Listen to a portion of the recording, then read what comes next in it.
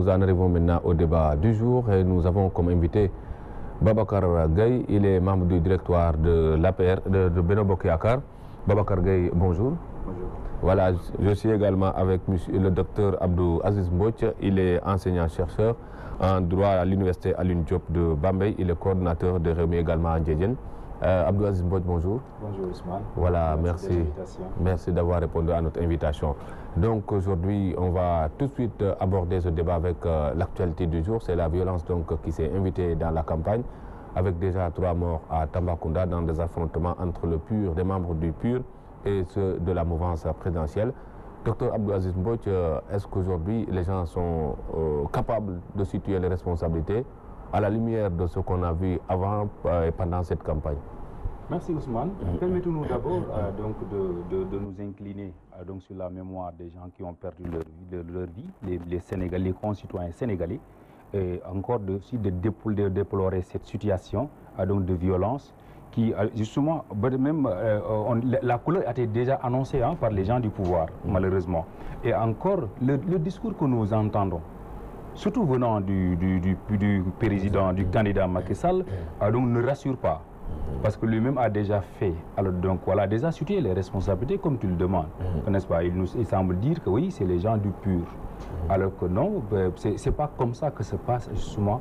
Donc quand on veut reconstituer des faits, quand justement on veut situer des responsabilités relativement à un drame de cette nature-là, n'est-ce pas? Je pense qu'il faudra qu'on revienne donc à la sérénité et qu'on sache qu'on a un parcours démocratique qui nous permet, en vérité, donc de dépasser donc l'étape du 24 février 2019. Si justement, alors donc il y a un gentleman agreement entre les acteurs. Si justement Macky Sall assume sa position de président de la République et porte véritablement donc des habits d'un vrai démocrate et d'un vrai républicain. Parce que certains candidats avaient demandé l'octroi de certains éléments de la force publique pour au moins intercéder à chaque fois qu'il y a des situations de ce genre. Je ne sais pas s'il y a négligence de ce genre ou qu'est-ce qu'on peut vraiment aborder aujourd'hui comme étant une cause lointaine. Non, il y a plus que négligence.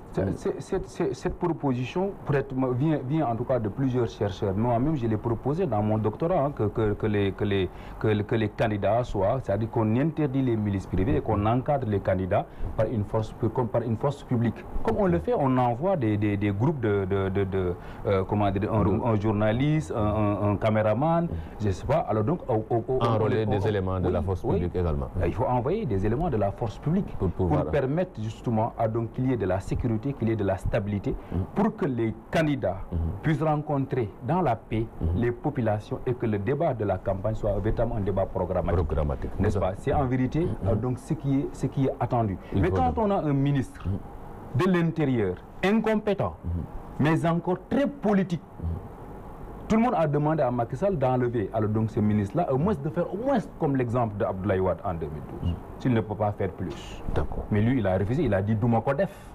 Parce que lui, il vend ses biceps.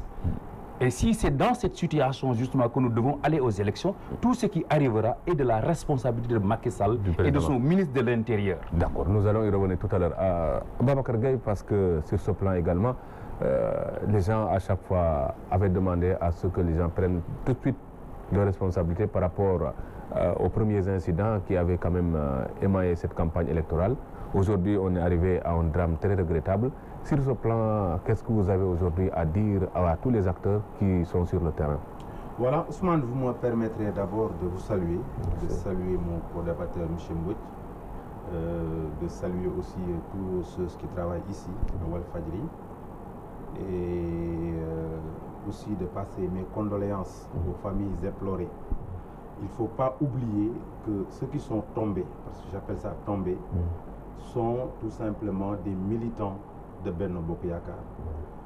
Ceux qui ont perdu leur vie, ce sont non responsables, ce sont des gens qui étaient sur le champ tout simplement pour réélire le président Macky Sall. Je crois que si on revient un peu en arrière, en 2012, s'il n'y a pas eu d'échafaudée majeure, s'il n'y a pas eu de problème majeur, c'est parce que le candidat, le président Macky Sall, a été quand même quelqu'un de serein, de très responsable. Et je crois que la sérénité, la responsabilité, c'est quelque chose qu'on connaît au président Macky Sall. c'est quelqu'un de très correct. C'est une chose aussi qu'on ne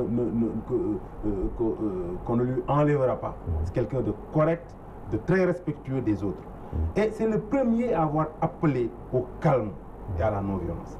Mais maintenant, ce qui s'est passé, c'est le résultat des appels à la violence. C'est le résultat de la tricherie en ce qui concerne la violence.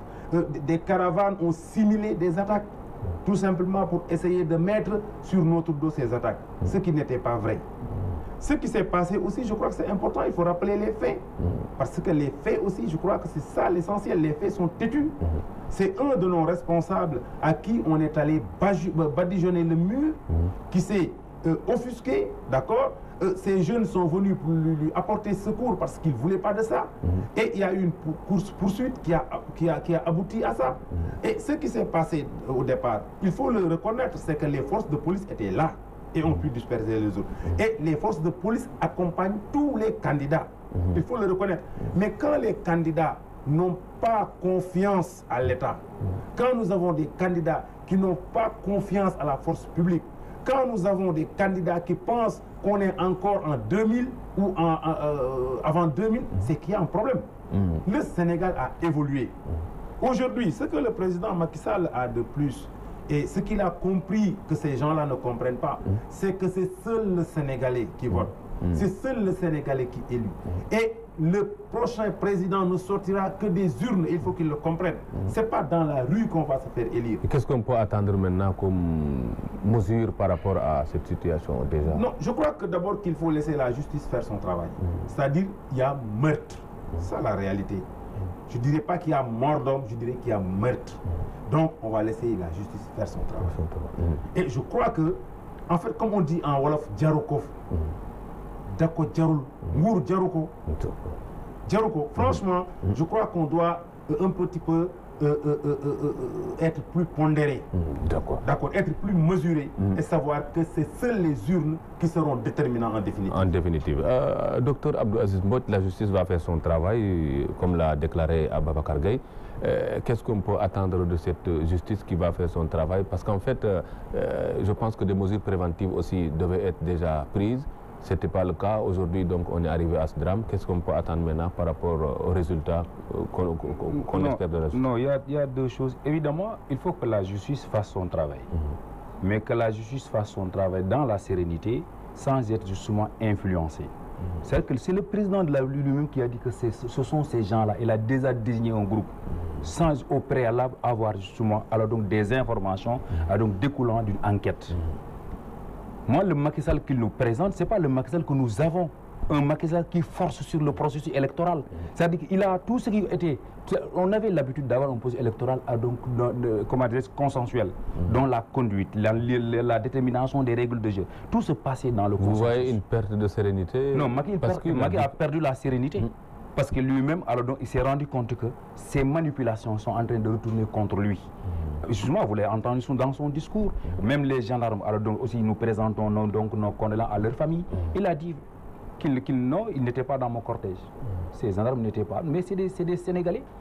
Ils étaient là en Casamance pour renforcer la sécurité, parce que c'est le candidat président sortant qui devait être en Casamance, n'est-ce pas? Donc c'est un discours qui est en fin de compte irresponsable, n'est-ce pas? C'est pas bon. Il est parti à Bignona faire un chantage aux populations. C'est vrai que Macky Sall perd la sérénité, parce qu'aujourd'hui il s'est rendu compte, oui, que la manipulation alors donc n'a pas passé. Maintenant, qu'est-ce qui leur reste? La recette qui leur reste, c'est créer un climat de violence pour que les Sénégalais ne sortent pas voter. Et donc, en fin de compte, parce qu'eux-mêmes le disent, qu'ils ont peur du fichier électoral et du taux de participation. S'il y a sérénité et calme, les Sénégalais vont sortir voter et Macky Sall, justement, peut même ne pas aller au deuxième tour. C'est ça la réalité. Il annonce une victoire au premier tour. Non, il peut passer au premier tour, mais à condition que les Sénégalais ne sortent pas voter.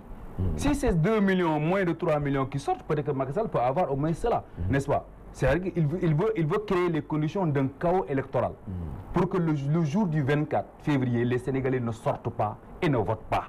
Et en fin de compte, il va récolter les bénéfices peut-être d'une abstention électorale forcée. Donc c'est en cela qu'il faudra demander aux Sénégalais, aux candidats de l'opposition, d'appeler à la sérénité, de renforcer donc la confiance, donc, parce que nous avons la confiance donc, sur l'électorat sénégalais. Ça n'a jamais été un doute chez nous que, oui, que c'est les Sénégalais qui votent et qui donnent la victoire. Ça, c'est notre conviction. C'est Macky Sall qui ne croit pas à ça. Macky Sall pense qu'il peut manipuler, il peut forcer, et il dit que non, perdre le pouvoir est plus dur que la mort. C'est une catastrophe quand tu entends ça de la bouche, justement, d'un président élu d'une manière démocratique en 2012. Docteur Abdelaziz Mbodj, Babacar Gueye, qu'est-ce qui peut expliquer une si grande perte de confiance? Parce qu'en fait, quand j'entends mon ami docteur Mbodj dire que du président Macky Sall que perdre le pouvoir c'est plus dur que la mort, c'est comme si le président lui-même l'avait dit. C'est lui qui l'a dit. Peut-être il l'a cité en substance que... Non, il est plus... Et où et quand? C'est-à-dire, moi j'ai un problème.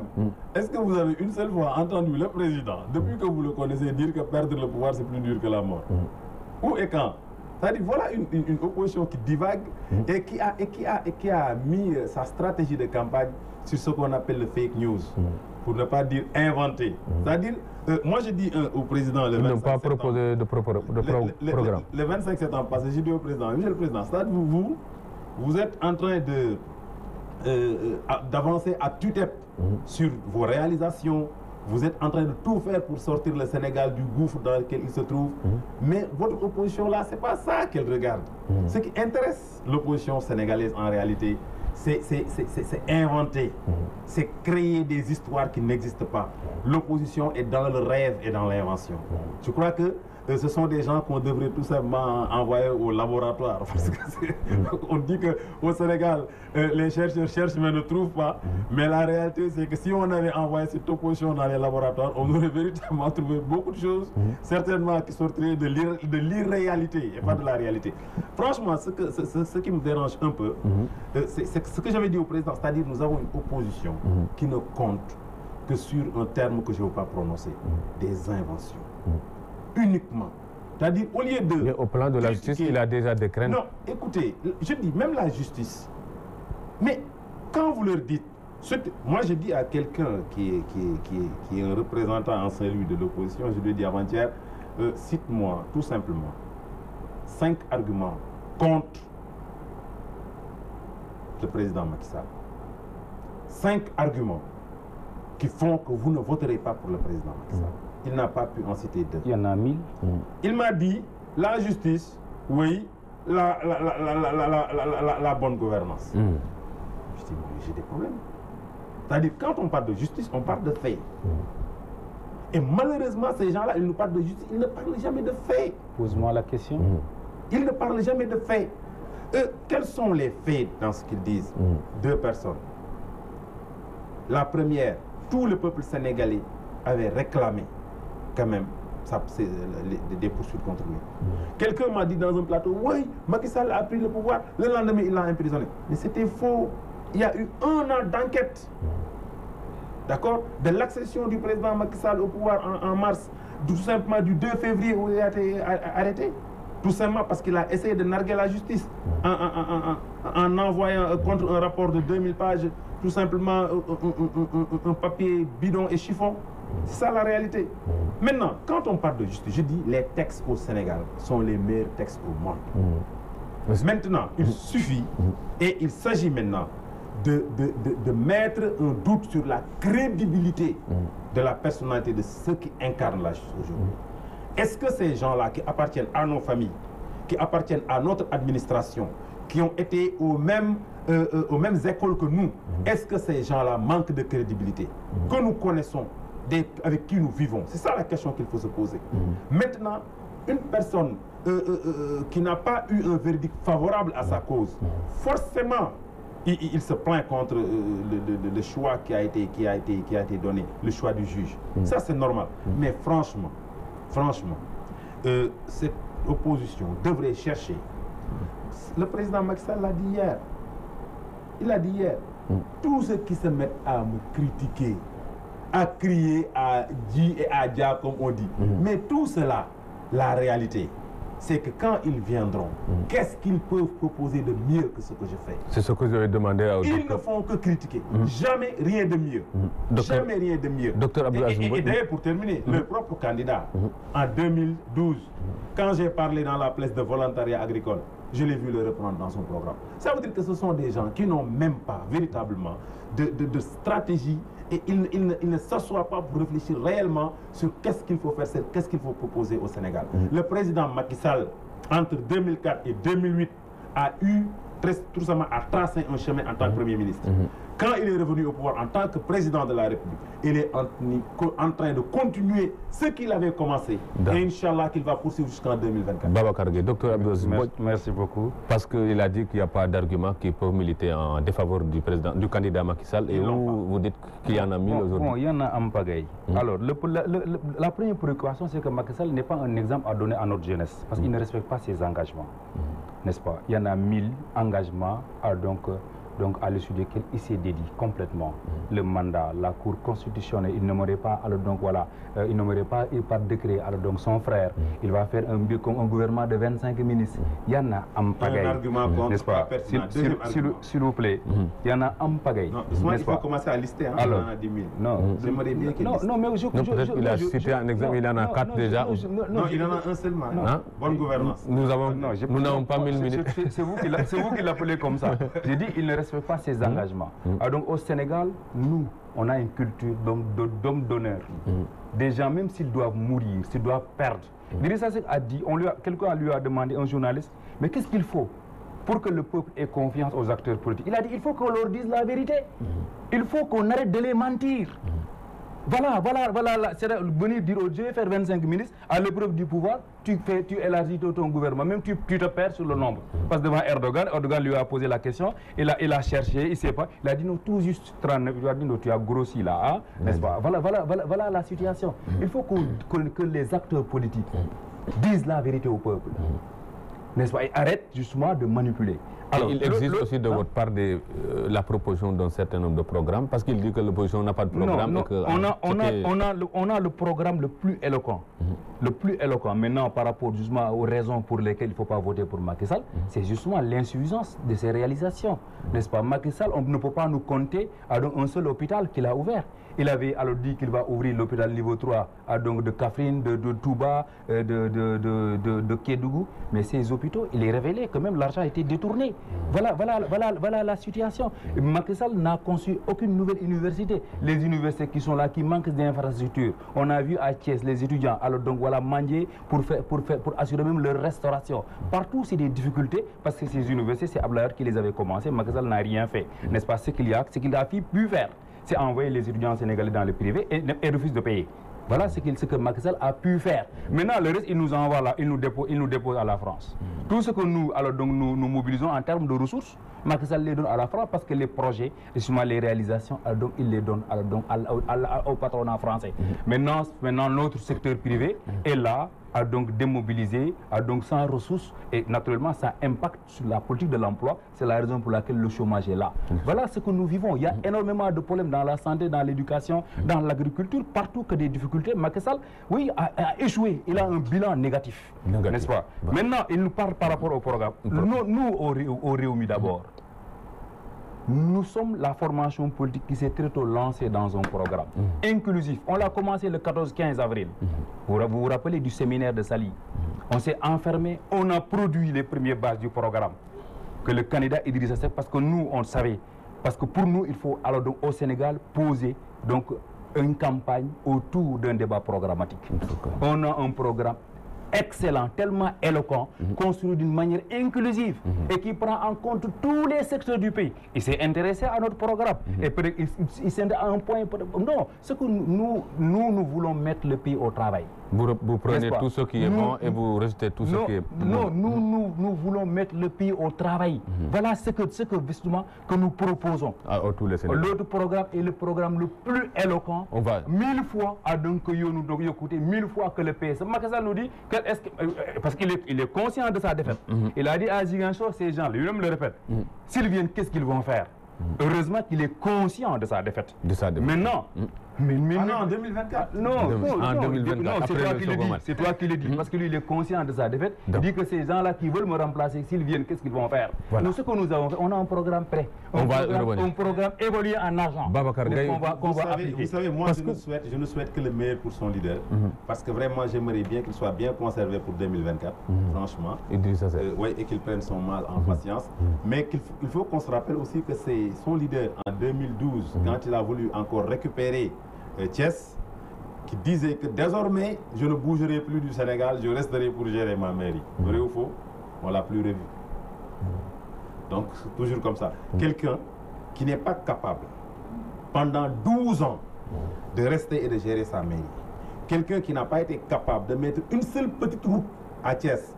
Heureusement que le président Macky Sall avec Promoville nous a véritablement comment on dit, régler des difficultés et des problèmes. Moi, personnellement, je vis dans presque dans une zone tout le temps inondée. Aujourd'hui, le président Macky Sall nous a réglé ce problème. Donc, quand on est maire et qu'on est incapable de régler les petites difficultés de sa mairie, je ne vois pas comment est-ce qu'on va réussir à régler les problèmes de ce pays. Ça, c'est un. Deux, ce qu'il avait dit lui-même ne l'a pas respecté. Et c'est à floraison, ce n'est pas une seule fois. Maintenant, il parle d'absence de création de richesse. Non, attends, d'absence de richesse. De création de richesse, oui. Non, l'indice général d'activité, mon ami, est à 6,5% aujourd'hui. Je dis l'indice général d'activité quand tu parles de création de richesse. D'accord? Quand une croissance augmente, ça veut dire quoi?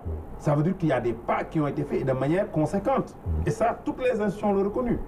Et c'est très simple. C'est-à-dire, moi, je n'irai pas parler du terre. Pour moi, c'est parce que le président Macky Sall a été ambitieux. Je n'irai pas parler de Arena. Je n'irai pas parler de Diamniadio. Je ne parlerai pas de tout ça. Je n'irai pas parler d'ailleurs du train à grand écartement qui va quitter Ziguinchor, Tamba pour venir dans le deuxième mandat. Je ne vais pas parler du PUDC, et tout ça, tout ce qu'il a fait pour les zones rurales. Tous les forages. Et à floraison. Il regrette aussi, dit-il, qu'on nous livre à la France. Non, attends, les lits à l'université, comment dirais-je, les bâtiments à l'université, combien il en a fait? Je crois qu'on ne peut pas citer tout ça. Mais je vais m'en arrêter à une chose très simple. Pendant 7 ans, on disait que Diouf diminue 10 francs, augmente 100 francs. Ce qu'on disait, n'est-ce pas, quand on était plus jeune. On disait qu'Abdoulaye Wade, lui, diminue 25 francs et augmente 500. N'est-ce pas ce qu'on nous disait? Pendant 7 ans, après avoir diminué les prix, vous n'avez pas vu un seul prix augmenter. Les chauffeurs, vous vous rappelez, en 2012, qu'est-ce qu'ils disaient? Ils disaient que le président Macky Sall, tout simplement, doit diminuer le carburant parce qu'au Mali, les bus passent par les camions passent par le Sénégal et on achète le carburant au Mali à 600 francs. Ils avaient réclamé, exigé qu'on leur baisse le prix du carburant à 600 francs. Il l'a fait à 595. Aujourd'hui encore, le prix du baril de pétrole a augmenté. Est-ce que vous avez vu le prix du carburant changer? Non. On n'osait pas faire cette émission-là, Ousmane, sans craindre que l'électricité ne s'arrête, tout simplement fasse défaut. Aujourd'hui, 3 ans, ou même 3 ans après, je dirais même pas 7 ans après, 3 ans après, il a complètement réglé le problème. Et les 4 ans suivants, vous n'avez pas eu de problème d'électricité. D'accord. Et on parle aujourd'hui de bénéfices au niveau de la Sénélec. Hein? Il a parlé de l'école. La situation. Mais au moment où lui, son leader, en tant que, je ne dirais pas Premier ministre, parce que c'était véritablement le second président de ce pays, était là, on avait ces difficultés à l'université, on laissait des étudiants dehors, des étudiants qui n'allaient pas à l'université, qu'on jetait en pâture.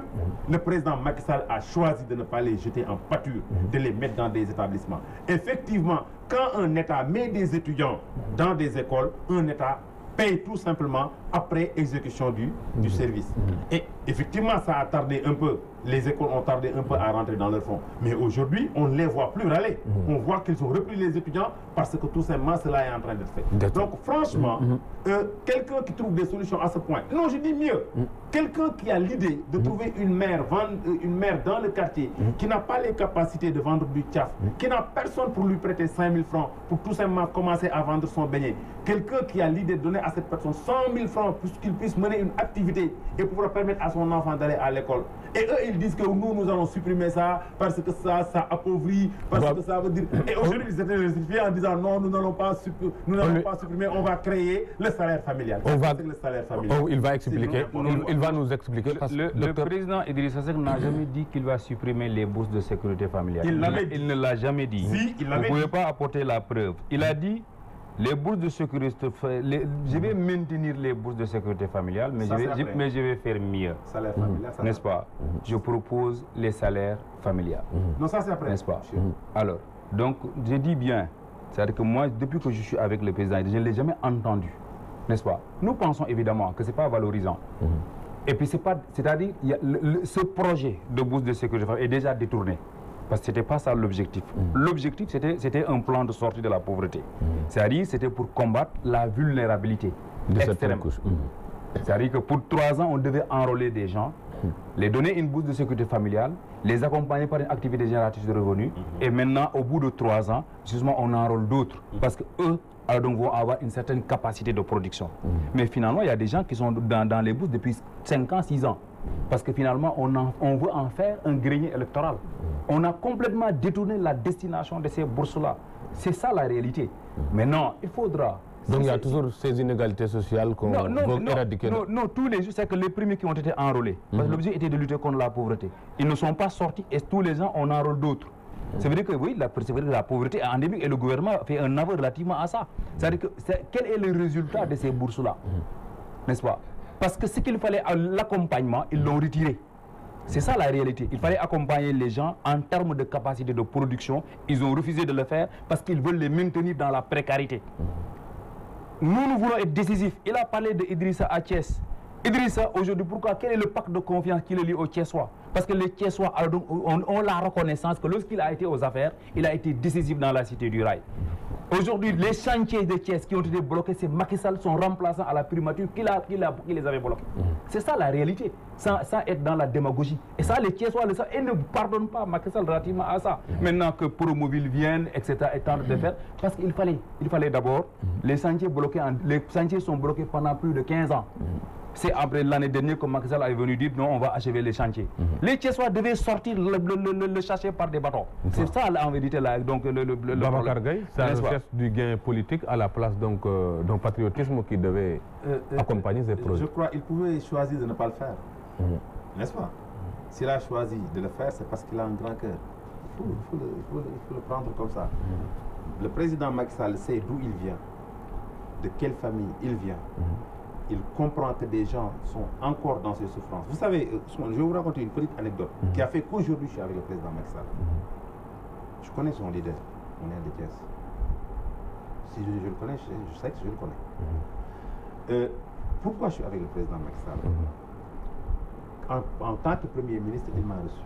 Mais la seule parole qu'il a prononcée et qui m'a véritablement bouleversé, c'est que jusqu'à présent, quand il voit que l'État, à l'époque de Wade, ne réussit pas encore à résorber le gap, à tout simplement faire en sorte que les gens qui sont dans l'extrême pauvreté puissent en sortir, il est écœuré. Il était Premier ministre. Voilà. C'est la fin.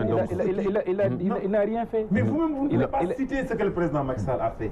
Non, par rapport à l'extrême pauvreté. Moi, je suis du monde rural, n'est-ce pas? J'habite là-bas à Ndjedjeng, j'habite à Kerien, dans les Ndjedjeng. Mais quand tu as un taux de croissance de 7%, non, le taux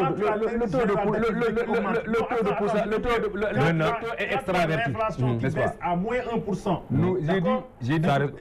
Ousmane, j'ai dit tout à l'heure, nous mobilisons de l'argent et nous l'envoyons à la France. Parce que le taux de croissance est extraverti. Ce sont des multinationales qui embellissent. Tous sont là. Tous les secteurs économiques, ce sont ces gens-là qui captent les ressources. On va y revenir. À longueur de journée, que le taux de croissance est extraverti, ce qui est archi faux. Ça se sent ici dans le pays. Mais c'est parce qu'il faut regarder les secteurs qui portent la croissance. Ces gens-là n'ont pas compris. On va y revenir tout à l'heure dans le débat en wolof.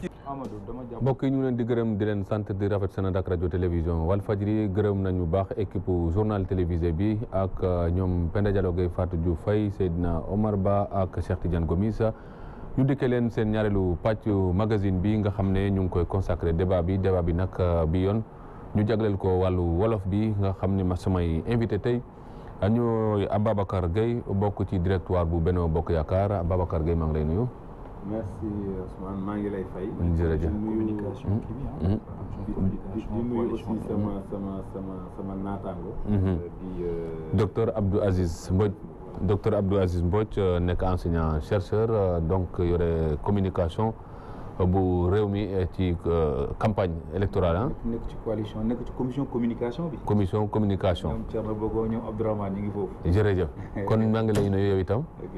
jërëjëf docteur Abdou Aziz Mbodj ma commencé ak yow ci li xew ci réew mi actualité bi nga xam ne mooy wàllu violence bi fitna gi jóg fële ci Tambacounda ñu bëri na nag nekkoon na loo artu woon nañ ci waaye dafa mel nit ñi déglu woon bi mu xewee ba léegi fan nga yaakaar ne càggante bi fan la war a jóge ba jur lu mel noonu.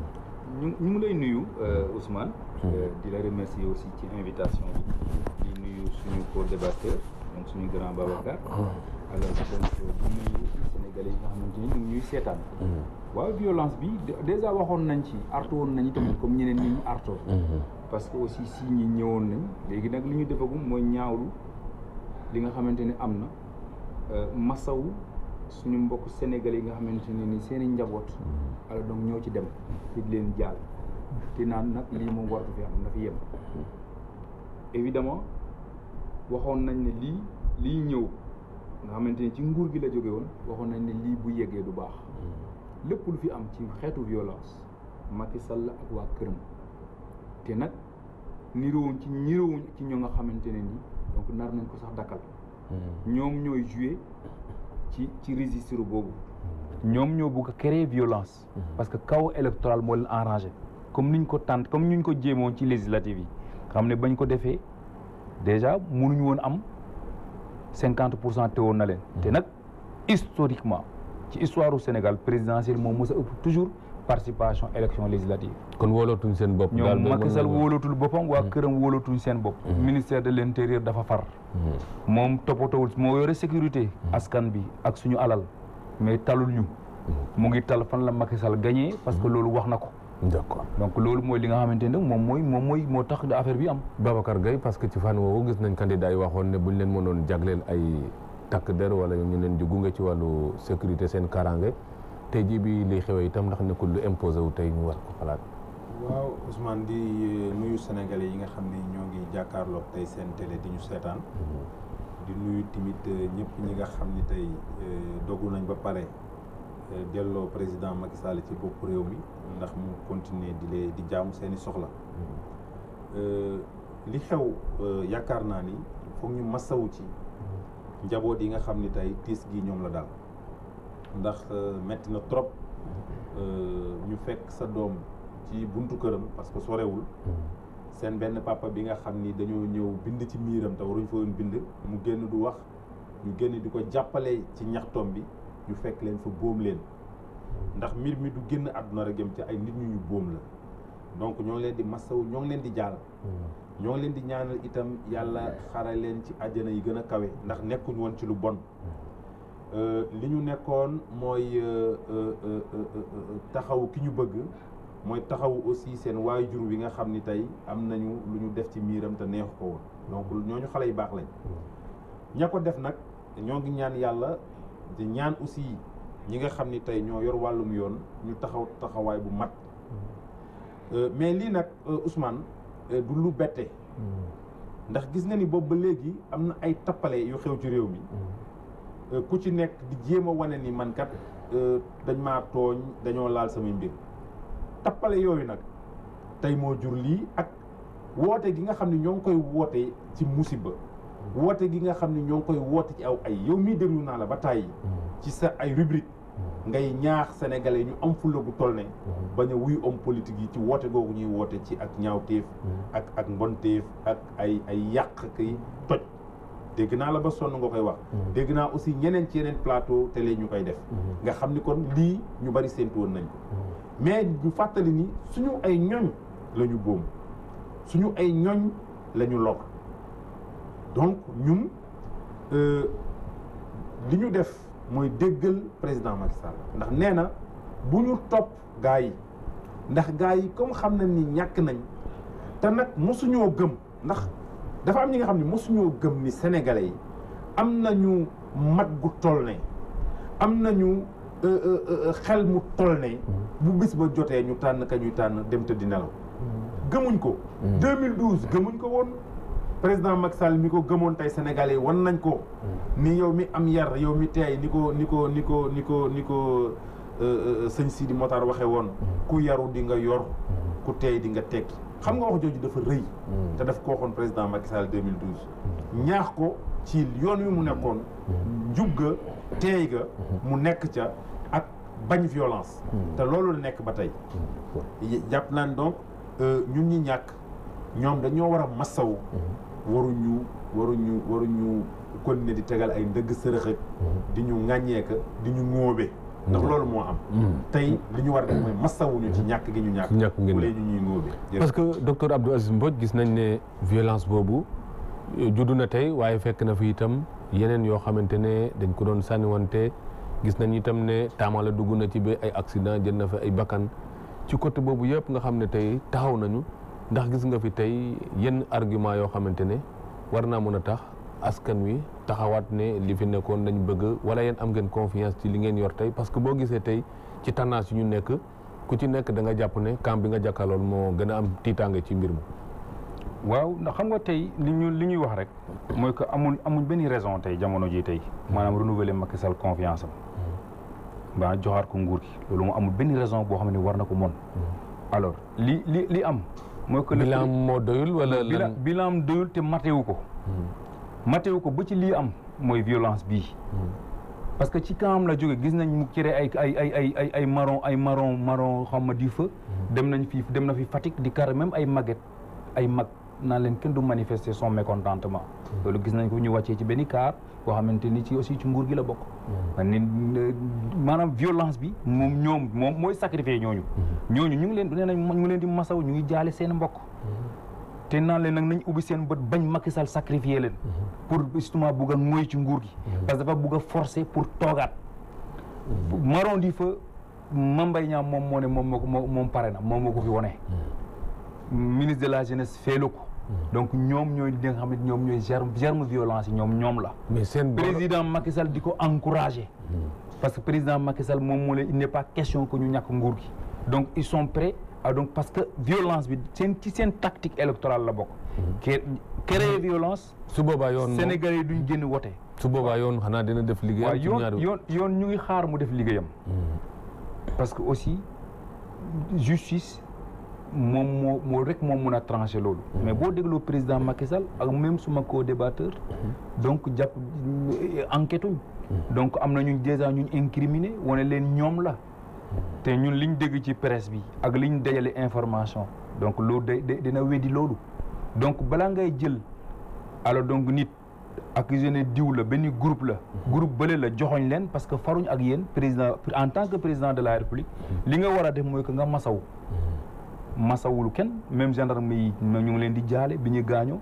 dafa raxas boppam ne bokkuñu woon sama convoi te Casamance la demoon ñooñu nekk bi souvent dans une opération peut-être de sécurisation alors donc de sa comment dire cortège am mais ñooñu gaañu mais au lieu mu jaale leen sax moom muy dédouané wu donc il manque de sérénité boobu bi nga xam ne moom moo nekk ci dans son discours moom moo feeñ ci jëf yi ba feeñ ci justement alors donc ci partisan bi donc il faut que nit ñi reviennent à la raison nag xam ne débat bi élection bi ñun nous sommes conscients ñun am nañ conviction ne Sénégalais yi ñoom ñooy fal te dañoo bëgg nag ñu jàppale leen Sénégalais yëpp génn wote bu ñu téye carte kenn bu ñu jaxase bureau de vote kenn donc bu ñu menacé nit ñi ba nit ñi duñ génn wote loolu bu amee Macky Sall ci boobu ak ay cadre am xam nañ ko parce que ñoom xam nañ ne Macky Sall mënut a dépasser 1,5 million voix ñoom loolu chaque jour dañ koy wax ay cadre APR dañuy toog di ñu ko wax te ñun xam nañ ne bu Sénégal yi génnee wote dañuy dem deuxième tour may leen sax mun na am sax yoon doo leen bokk deuxième tour ñoom Macky Sall xam na ne fi ne nii ci ngoy bi mu bugg a ngoy nga muy jeune bokk Benno Bokk Yaakaar wala jeune feneen ku sagantut mu yóbbaale la ci kii boobu parce que pare na pour lépp pour téyewaat nguur gi il faut que Sénégalais taxaw am fula am fayda pare jot seen i carte électeur ba jour élection bu leen kenn tere wote parce que évidemment ñun foofu la xam ne foofu la résultat bi Babacar Gueye parce que mooy bi bu fekkee war na am te yow bilan bi nga fa wax yaakaar naa nga jàpp ne doy na pour falaat président lan moo fi jar tiitaange bu toll noonu man mooy gi moo ma def rek xam nga nee naa ñun li ma wax président Macky Sall le 25 septembre mu ne ko xeexoo opposition buy indi bilan wala buy indi ay lay yu mat da ngay xeex ak opposition buy indi ay sos te wékk léppam ci sos man yaakaaroon naa ni sax am na benn leader bu gën a nekk xale ci leader yi bi nga xam ne moom dafa bâtir stratégie am ci sos ba siiw d'accord boo gisee tey ñu bari jéem a daw ci Idriss Seck parce que jàpp nañ ni camp sos moom duñ fa jubal mais malheureusement ñoom ñoo ngi topp ci tànk yi tamit ndax su nee président Macky Sall moo ni nañ def lépp tuuba ngooy ci nguur gi te xam ni 2012 ñoom ba ñu jàppee ni sénégalais yi mënuñoo fal dañuy dem nu mu tuddati place de l'indépendance Obélisque pour jéem ak indépendance sax lañ bëggoon bu duloon président Macky Sall bi indépendance la ñuy jubali moon leen bu ngeen fa demee xam ngeen leen di xaar donc Obélisque ba ñu mujjee yaakaar ni fa la ñuy fale président nee na leen conseil constitutionnel décidé na élection dina am sénégalais yi mat nañu te xam nañ seen bopp maa ngi dem daagaa di seen baat lu mu am jël gis nañ li ci ni mu mujjee donc kooku gëm na ni peuple sénégalais mooy fal 2007 dafa dem xeexali président Ablaye Wade kooku gëm na ni sénégalais yi ñooy fal donc bokkut ak ñi nga xam ni jàpp na ni mbir mi daal ci lijjanti la ndax boo xoolee moom candidat am de cursusam yëpp xam nga ni moom dafa gëm ni mbir mi ci lijjanti la 2007 taxaw na bu ñëpp yaakaar ni mooy jël réew mi muy dem palais ko dellu si gis nga fi mu taxaw fi 2007 nii waaw Abdoulaye Wade sama bàyyi la nen ginaar et cetera vous rappelez ça nen bu dalee ci kaw doj bi day toj donc et cetera ba Abdoulaye Wade def discours tudd ko dafa tourné nii gone googu nekk Fatick nee leen ko mu dellu si fi mooy këram donc ça se voit que dafa am ñi nga xam dañu gëm ni am réew dañ koy jël ci ay schéma ak ay teg ay dil alors que président Macky Sall gëmul loolu dafa gëm ni urne yi ñooy génne kii gagné ak kii jël réew mi boo gisee bi mu tàmbalee ba léegi léppam daf ko teg ci liggéey ndax xam na ni sénégalais yi am nañuy bët te ñoo ngi gis xam nga nee naa la sànq du ma ni PUDC du ma ni Puma du ma ni Ila Touba ah parce que loolu aussi coono sénégalais yi xool li ñu doon daj pour dem Touba du ma ni Ila Touba du ma ni tali Ndar bi mu defaraat bi muy toog a toog loolu yëpp ñoo koy fàtte du ma ni Ourossogui Bakel Tamba bi nga xam ne bi muy toog a toog kenn xamul woon nu mu mel du ma ni Tamba Vélingara Diaobé yëpp du ma ko xamul loolu yëpp mu def dama naan juróom-ñaari at jamono jiñ naan Abdou Diouf da daan wàññi ñaar dërëm yokku ñaar fukk jamono jiñ doon wax naan Abdoulaye Wade day wàññi juróomi dërëm yokku téeméer mu toog juróom-ñaari at benn njëg yokkul bi mu wàññee ba pare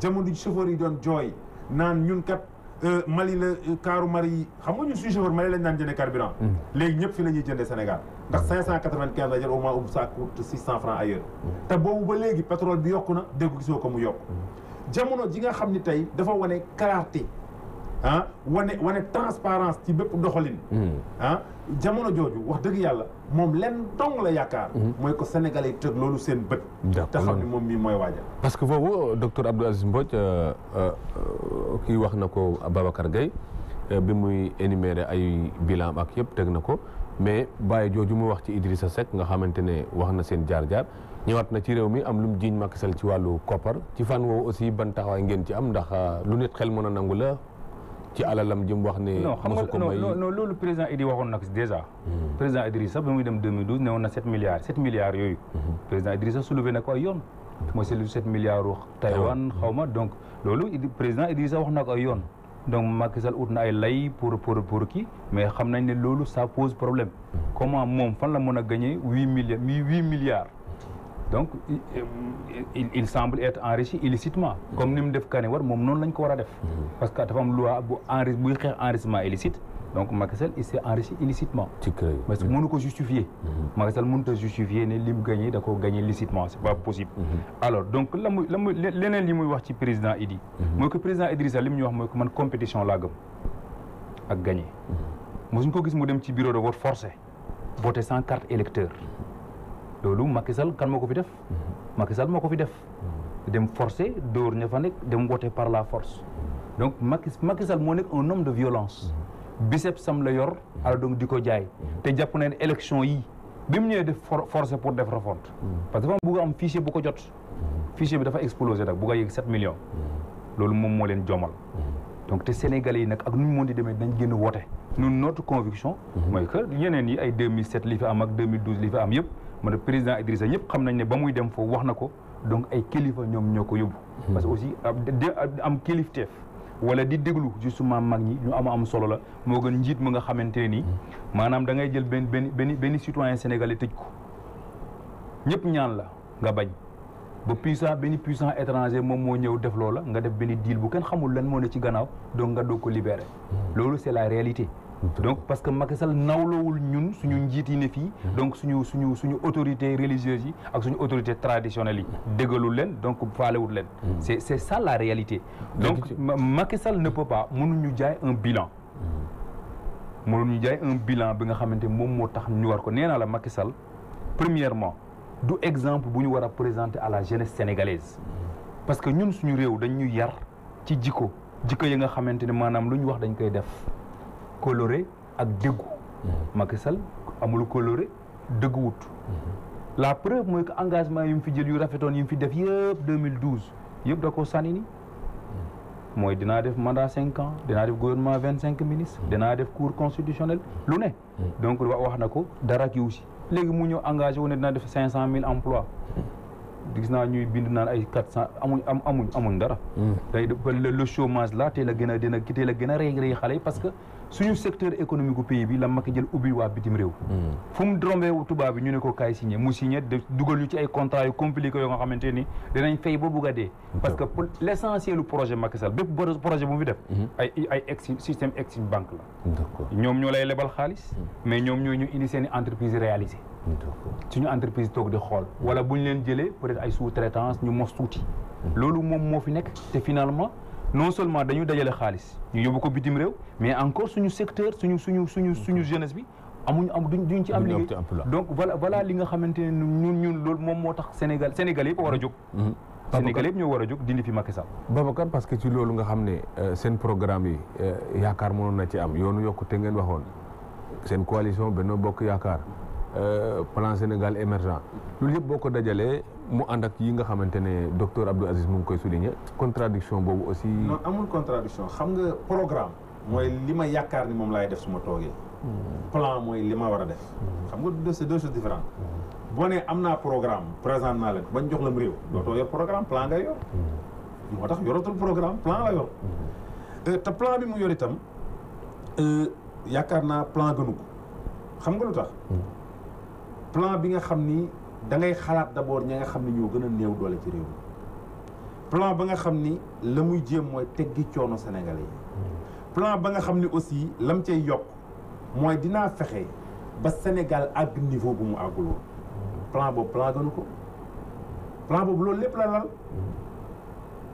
lal nga ki néew doole law nga ki war a jàngi tekki ëllëg lal nga aussi ëllëg Sénégal fa muy tolli ëllëg war naa ko prévoir muy jam ñaajo muy teer bi muy yeneen yëpp muy train bi war a muy autoroute bi war a dem ba Fatick bi war a dem sax ba Saint-Louis loolu xalaat a koy teg biñ naan Ila Touba ñëpp dañu doon du dox tey luñ gis ci Ila Touba lan moo gën a dox Ila Touba tey ci véhicule yi fay jaar man léegi damay je me permets ñëw Dakar heure bu ma neexee dem Thiès heure bu ma neexee je le fais rapidement loolu vraiment loolu rek jar na voter président Macky Sall xam ne am na gis mais gis nga kii Ousmane il faut aussi ñuy waxante dëgg parce que wax nañ fi président Macky Sall ak worma bu mu amal suñu kilifa diine yaakaar naa ni worma bi président Macky Sall am ci kilifa diine yi wax naa ko fi sànq ba sëñ si di naan ko ku yaru di nga yor ku teey di nga tekki bokkut ak ñi taxaw ni ñu yéen sax fa ngeen di jublu di julli du foofu est-ce que yaa ngi comparé fa ngeen di jublu yéen di julli du foofu du benn ba pare nag rien que pour am ay électeurs am ñu la woteel nga nangoo weddi sa tarixa dem ci beneen tarixa Sénégal nga xam ne tarixa yëpp benn lañ maam Alaaji Maalik ak Sëñ Tuubaa benn lañ ñoo bokk waaso bokk fu ñu jóge ngay weddi fii di dem ci lee rien que pour jot nguur xam nga yenn yi nguur jaru ko Ousmane nguur jarul féewali loolu dafa am lu mën a jur lu rëy c'est dangereux yenn comportement yi yenn leaders yi am ak yenn kii au Sénégal c'est très dangereux président Macky Sall doo ko dégg ci loolu ñëpp xam nañ ni murit la ñëpp xam nañ ni mi ngi jébbalu ci sëñ Modou Boussa Diagne mais du jéem ko sax fësal parce que loolu moom la concerné tey li mu def ci këru diine yi mais lu sëñ Abdou waxoon bi muy dund tijaan bu dëgg bu ne dey boo wotalul Macky Sall war nga teewaan te wax na dëgg xam nga lu tax parce que dafa am juma bu Tiwaawan di nekk di tabax ay ati at mënul àgg président àgg fa ba defal leen lu toll ne grand théâtre bi ñuy def mooy salle de conférence bi donc franchement bilan président Macky Sall ak foo làmb nag tali bi ngay daw Ousmane suba ngoon ak foo lamb nag roq-roqaat yi biir Pikine biir Guédiawaye tali yi fay defar li gën a am solo ana inondation yi est-ce que jooyat nañ ko ci réew mi yow dégg naa benn bis ngay wax ba ni ren de inondation bariwul yow mii say wax xam nga yow da nga dëggu moo tax nga neex ma maa ngi lay déglu franchement jour da nga wax dama kontaan ndax dama ni voilà un journaliste qui est un journaliste ndax dégg gis nañ ñi nga xam ne ay chasseurs de prime lañ bari na ci réew mi mu far ci ñun wala mu nekk ci opposition bi il faut se dire la réalité c'est pourquoi man je te le cache pas quand je vois quelqu'un qui passe son temps à tirer sur le président ñu xëcc ko ça me fait mal parce que c'est pas comme ça il faut attirer les gens qui sont dignes et qui savent être justes et au milieu. d'accord waaw docteur Abdou Aziz Mbodj parce que ci bilan boobu mu indi am na ci aussi lu ñu doon waxee taxawu askan wi moom tuddoon na fi bourse sécurité familiale nee na sax yéen a ko fi bëgg a dindi ci ban woowu aussi mu waxaat ne ci wàllu autoroute ak yu mel noonu infrastructure yi muy ay yoo xamante ne ñoom ñoo ko fi lal da nga gis ne am na lu ko gën wala yow da nga jàpp ne bu ngeen ñëwee def lu gën loolu parce que nee na yéen du ngeen proposer programme mais da ngeen di xaxaar di ŋàññi. président Idrissa Seck mosul wax ne waruñ janoo Makka pour julli mosu ko wax président Idrissa Seck alors mosul avancé suñu diine dafa nettali ab waxtaan moo am ay imam yoo xam ne ay politiciens lañ te ñu wane nañ ko bañ fi inauguré juma ak ay ndëndëk yi ay sabar ak musique Géejawaay ñoom ñëpp a noppi ñoom imam Bamba Ndiaye ñoom ñëpp a noppi fii la ñoom ñoo fi tàkkale président sonal ko ci loolu donc loolu alors donc du débat loolu wéet histoire moo ñëw pare weddi boppam maanaam dafa doxal ay weer rek loolu weddi boppam Macky Sall moo sañ dem inaugurer ab juma mobiliser ay ndënd dem di tëgg donc loolu nit ñi di wax Allahu akbar nit ñi di tëgg naan yaa ñu defal juma loolu dara gënu ko ñaaw amul lenn lu ko gën a ñaaw loolu outrage la à la religion bon beneen bi mooy que maanaam bilan bi ñuy bàkkoo xam nga ñun li ñuy wax boo nekkee état du Sénégal dafa am dépense peut-être Macky Sall mun na am jéeg buy seel état du Sénégal war a nekk ci kii yam mais mënul togg voilà le problème c'est que xam nga tey ab jéeg boo nekkee ci kër sa jëkkër am dépense mais da nga togg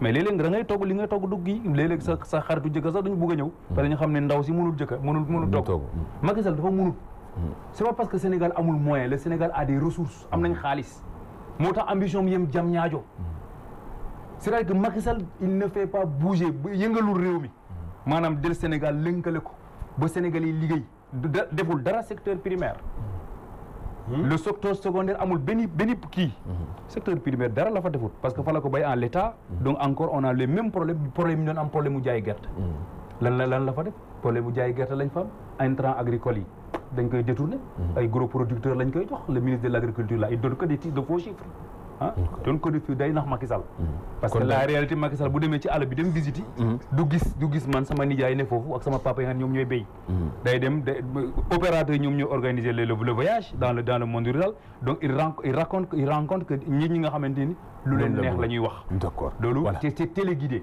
beneen bi mooy que mooy li mu bëgg a tirer un bilan ci kii bi mooy ay affaire ay bourses yeeg yooyu wax nee la amul ambition fii la yem jam ñaajo d'accord alors secteur secondaire bi benn ana usine bu fi Macky Sall def Babacar parce que amul benn usine tabaxul ab université deful dara ci ñaari baat bañ na ba ñoom buñ ci wax dañuy gêné wu honnêtement c'est-à-dire opposition buy wax ci bilan président Macky Sall day gêné wu pourquoi ndax dafa bëggul gis wala dafa gisul non parce que li ñu gis moo leen yéem c'est-à-dire ñi ñu gis moo dépassé seen xam-xam seen ngëm-ngëm ak seen yaakaar d'accord ñu ngi lay gërëm di la sant Babacar Gueye docteur Abdou Aziz Mbodj maa ngi lay gërëm di la sant di gërëm di sant Modou Fall moo ngi woon ci régie bi di gërëm di sant ñuy daan teewlu ci kanam tuuti Seydina Omar Ba mu ngi toog déjà ci beneen studio bi ngir dikke leen di fi xabaar tey ji ñuy sant gërëm wasalaam